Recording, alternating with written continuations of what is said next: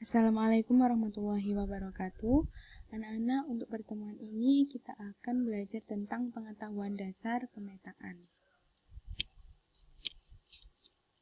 Peta. Peta itu adalah gambaran berbagai macam penampakan yang ada di permukaan bumi yang diperkecil dengan skala dalam suatu bidang datar. Fungsinya itu adalah 1. Menunjukkan lokasi pada permukaan bumi, menggambarkan luas dan bentuk berbagai gejala alamiah. 3. Menunjukkan arah suatu tempat. 4. Menyajikan data tentang potensi suatu daerah. Dan yang terakhir, membantu dalam pengambilan suatu keputusan dalam suatu perencanaan pembangunan. Nah, pada jenis-jenis peta ini itu dibagi menjadi 2. Ada yang peta umum dan juga ada yang peta khusus. Kalau peta umum itu peta yang memberikan sifat-sifat umum pada suatu daerah. Contoh, peta topografi atau ketinggian, peta korografi, dan peta dunia.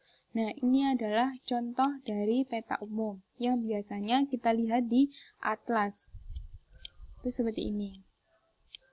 Sedangkan peta khusus itu merupakan peta yang memberikan sifat-sifat khusus pada daerah-daerah tertentu. Atau peta khusus ini itu memiliki tema tertentu. Contohnya, peta pariwisata, peta iklim, peta perhubungan transportasi, dan lain-lain. Contohnya di sini adalah peta kepadatan penduduk. Nah, berarti di sini itu memiliki tema kepadatan penduduk. Di mana? Nah, seperti kita lihat peta berikut ini. Ini adalah peta Indonesia. Nah, yang gambar orang ini, berarti ini semakin banyak gambar orangnya, berarti semakin padat. Nah, kalau kita lihat di peta tersebut bahwa wilayah yang paling padat itu adalah di Jawa. Nah, berarti dengan kita melihat peta tersebut, berarti kita mengetahui bahwa kepadatan penduduk berada di Pulau Jawa. Nah, itu bedanya peta umum dengan peta khusus. Nah, selanjutnya komponen peta. Apa sih yang harus ada pada peta? Nah, yang harus ada judul. Yang kedua, garis astronomis, garis tepi, inset, skala peta, orientasi, legenda, simbol peta, lettering atau penulisan, sumber peta, dan warna peta. Nah, kita lihat peta berikut ini. Nah, kita analisis dari 11 komponen tadi. Yang pertama, judul. Nah, di sini harus ada judulnya, supaya kita mengetahui bahwa peta tersebut berisi tentang apa. Yang kedua, garis astronomis. Nah, ini yang bentuk yang di sebelah kiri, kanan, bawah, atas ini adalah garis astronomis. Biasanya berupa lintang maupun bujur. Kemudian garis tepi. Nah, ini harus ada garis tepinya. Terus inset.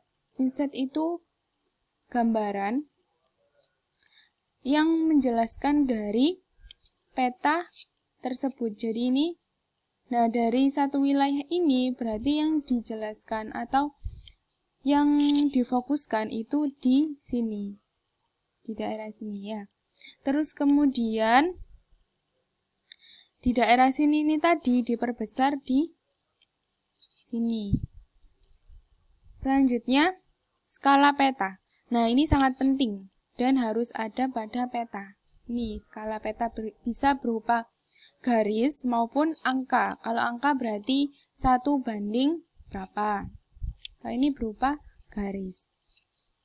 Terus kemudian orientasi. Nah, orientasi itu sama dengan petunjuk arah. Nah, di sini harus ada arah mata anginnya. Terus kemudian legenda. Nah, di sini kan tidak dituliskan warna hijau itu apa, kuning itu apa, oranye itu apa. Nah, maka dari itu harus ada legenda supaya kita mengetahui bahwa yang hijau ini adalah lahan tambak, yang orange itu adalah pemukiman, kuning itu tegalan, dan sebagainya. Nah, itu penjelasan dari legenda. Kemudian simbol peta. Nah, di sini ada simbol garis. Nih, garis-garis ini adalah simbol jalan. Jadi kalau dari simbolnya kalau hanya lurus berarti jalan arteri. Kalau tipis berarti jalan lain. Kalau putus-putus di sini berarti jalan lokal. Nah, itu yang dinampakkan dengan simbol. Terus selanjutnya lettering. Lettering itu sama dengan penulisan. Nah, di sini kan ditaruh di legenda, ya kan? Warna-warnanya ditaruh di legenda. Tetapi di sini ada yang ditulis. Nah, ini namanya lettering. Nah, penulisan yang ada di peta. Terus sumber peta.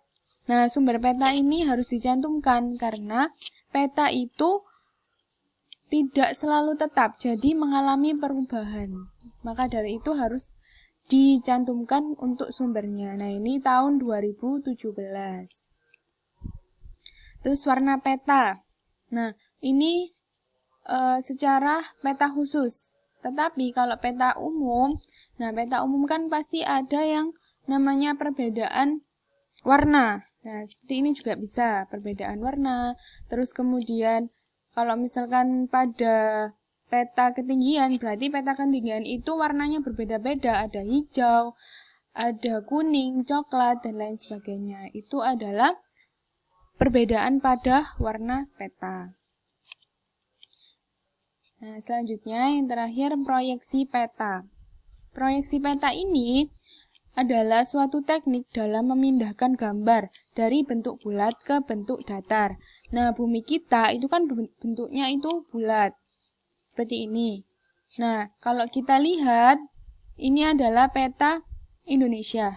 Nah, peta Indonesia. Nah, bagaimana caranya supaya kita membacanya dengan mudah, yaitu dijadikan ke bentuk datar. Yang biasanya kita lihat di atlas, nah itu kan bentuknya datar. Jadi, dari bentuk bumi yang bulat, kemudian kita lihat wilayah Indonesia, kemudian dipetakan menjadi bentuk yang datar. Terus selanjutnya syarat proyeksi peta. Jadi memindahkan itu juga harus ada syaratnya. Yang pertama, konform. Kalau konform itu luas daerah yang digambarkan pada peta harus memiliki kesamaan perbandingan dengan luas daerah yang sebenarnya. Diwujudkan dalam bentuk skala, sehingga perbandingan luas pada peta dan luas daerah sebenarnya dapat berlaku sama pada setiap daerah yang digambarkan pada peta. Jadi, konform ini difokuskan pada luasnya. Jadi, luas yang ada di bumi dengan luas yang digambarkan di bentuk yang datar itu harus sama. Misalkan kalau di sebenarnya itu kan kebesaran kalau di bumi, tapi dengan skala itu kan bisa diperkecil dan digambar di buku seperti itu. Terus ekuivalen. Kalau ekuivalen ini itu syarat jarak antara dua daerah yang digambarkan pada peta harus memiliki kesamaan perbandingan dengan jarak yang sebenarnya diwujudkan dalam skala. Nah, ini perbedaannya. Kalau konform itu kan luas, kalau ekuivalen itu jarak. Jadi jaraknya itu harus sama dari bumi yang sebenarnya dengan yang digambarkan dalam bentuk datar atau yang digambar dalam kertas itu harus sama. Nah, diperkecil atau diperbesar menggunakan skala. Kemudian yang terakhir, equidistant. Equidistant itu syarat peta harus menggambarkan sebuah wilayah dalam bentuk yang sama dengan keadaan aslinya. Jika peta tidak sama dengan aslinya, peta tersebut tidak akan mampu memberikan perbandingan jarak dan luas secara akurat dan tepat. Jadi, bentuknya itu juga harus sama. Kalau misalkan miring, ya digambar miring. Kalau misalkan bentuknya besar, ya harus digambar besar. Jadi sesuai dengan yang sebenarnya, tetapi bisa diperkecil maupun diperbesar dengan menggunakan skala. Nah, ini tugasnya. Silakan dikerjakan. Apabila kurang paham, silakan bertanya. Terima kasih. Cukup sekian. Wassalamualaikum warahmatullahi wabarakatuh.